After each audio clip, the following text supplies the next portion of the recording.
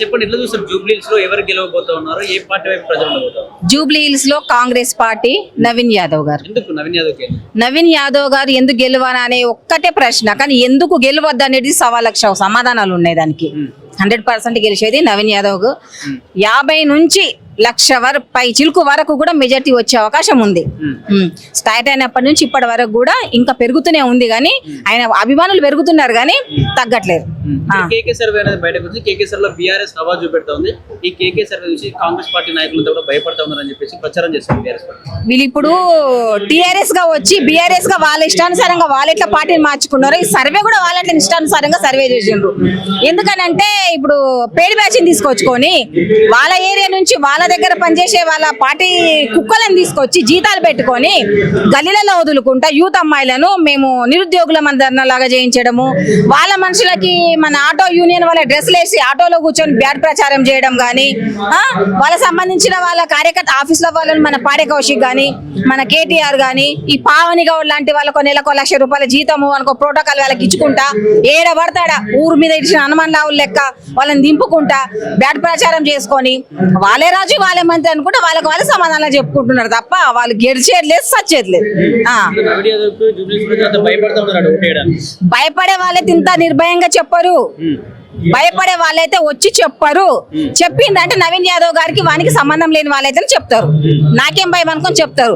కానీ నిజంగా ఇక్కడ ఉన్న వాళ్ళు మాత్రము నవీన్ యాదవ్ గారి గురించి చెప్పారు. అసలు చెప్పాల్సిన టైం వస్తే మంచోడని చెప్తారు, అసలే చెప్పరు. చెప్పేది ఉంటే మంచోడని మాత్రం, ఎందుకంటే వాళ్ళ మనసులంతా స్థానం సంపాదించుకున్నాడు ఆయన. ఎవరైనా మంచి చెప్పడానికి నేను నేను నేను అని వస్తారు. ఇప్పుడు నాకు పైసలు ఇవ్వలేరు మీరు, నేను ఏదో డబ్బులు తీసుకొని మీకు చెప్తలే, మీరు నాకు డబ్బులు ఇవ్వలేదు. ఎందుకు చెప్తున్నా, ఆయన మంచితనం నేను దగ్గర నుంచి ఇక్కడ పక్కనే రెంటుకుండేదాన్ని, నేను అక్కడ నాకు తెలుసు కాబట్టి నా మంచితనం నేను చెప్తున్నా. నేను ప్రతి ఒక్క లైవ్ లో చూసిన వాళ్ళే ఉన్నారు. ఒక్కసారి ఆయన ఎంక్వైరీ చూస్తే ఆయన లెక్కలలో అనాథలకు శ్రీమంతాలు చేయడం కానీ, నిరుపేదలను ఆదుకోవడం కానీ, పుస్తకం ప్రతి ఒక్క సేవా కార్యక్రమాలు ఎక్కువనే ఉన్నాయి. ఇక 100 చెడు ఉన్నప్పుడు మంచి ఉన్నప్పుడు 4 చెడు ఎవరి వలన వస్తుంది, అది సహజం మనిషి జీవితంలో. అందరూ వైట్ పేపర్ ఎవరు ఉండరు. కాకపోతే అందులో ఇంకా ఈ బీఆర్ఎస్ వాళ్ళు వచ్చి 4 పిచ్చి గీతలు గీసుకుంటున్నారు, పిచ్చి చాచలు చేసి పిచ్చి గీతలు గీసుకుంటున్నారు. ముఖ్యంగా ఒక 4 ఉన్నారు పేరు బ్యాచ్ పాటించాడు. ఒకటి కేటీఆర్ గాని, మన పావని గౌడ్ గాని, మన పాడే కౌశిక్ గాని, ఎందుకంటే పాడ మీద వంట అన్నాడు కదా, పాడే కౌశిక్ గాని చిల్లర వ్యవహారాలు. ఒకటి సూటి అడుగుతా, నిజంగా నవీన్ యాదవ్ గారి ఇల్లు రౌడీ అడ్డ అయితే కేసీఆర్ వచ్చి చెప్పమనండి. తెలంగాణలో పుట్టిన బిడ్డ కేసీఆర్ నిజమైన తెలంగాణ బిడ్డ అయితే గనక, స్వచ్ఛందంగా తెలంగాణ కోసం పోరాటం చేసిన వ్యక్తి అయితే గనక కేసీఆర్ వచ్చి చెప్పమనండి. నవీన్ యాదవ్ గెలిస్తే హైడ్రా పేరుతో పేదల ఇల్లు మొత్తం జూబ్లీహిల్స్ అని చెప్పి ప్రచారం జరుగుతుంది. బరాబర్ కూల్ చేస్తారు, బట్ పేదవాళ్ళ ఇల్లు కాదు.